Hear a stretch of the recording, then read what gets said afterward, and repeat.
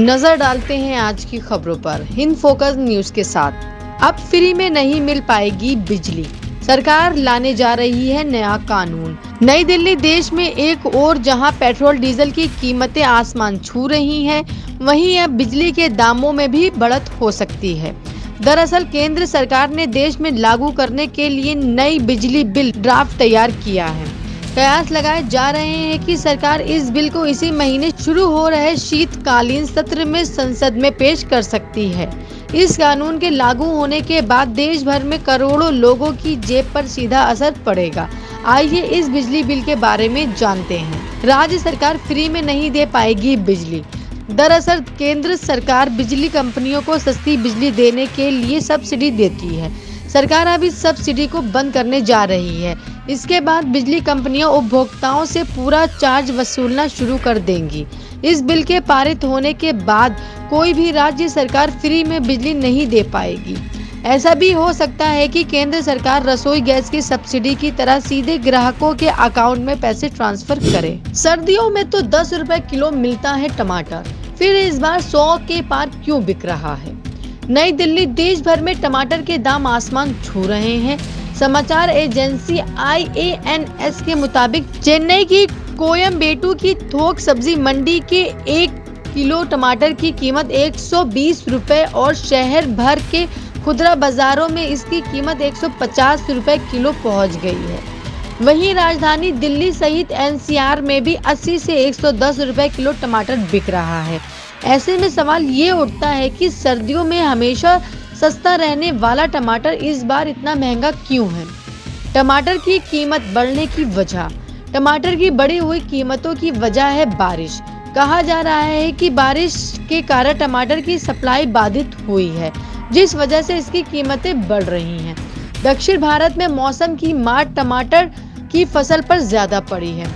आंध्र प्रदेश, कर्नाटक और तमिलनाडु के कृष्णगिरी जिले के कई हिस्सों में भारी बारिश के कारण खेत पानी से भर गया है।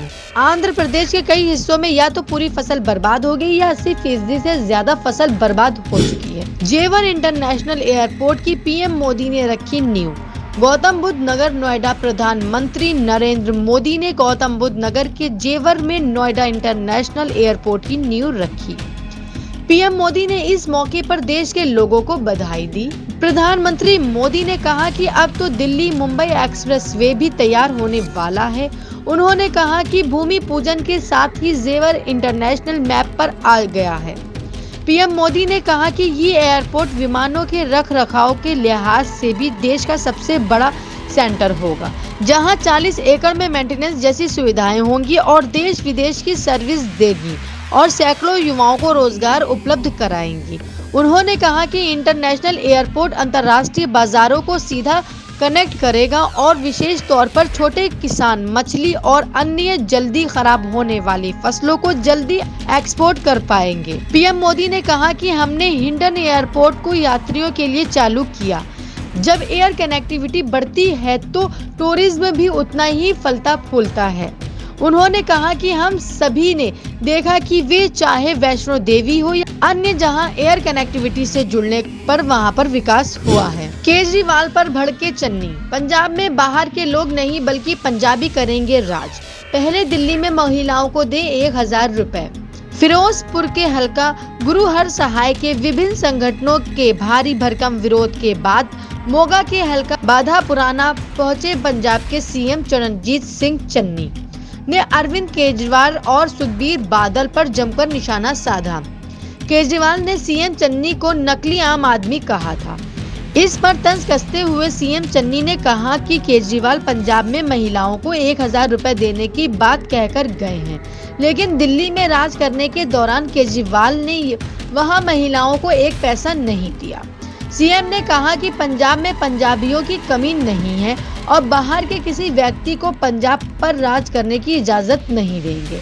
वहीं सुखबीर सिंह बादल और विक्रम मजीठिया पर भी चन्नी ने निशाना साधा और कहा कि कांग्रेस की वजह से मजीठिया को कोर्ट जाना पड़ा और अब जब कांग्रेस पंजाब में हर छोटा बड़ा मसला हल कर रही है तो सुखबीर सिंह बादल व पूरी अकाली दल को यह गवारा नहीं है।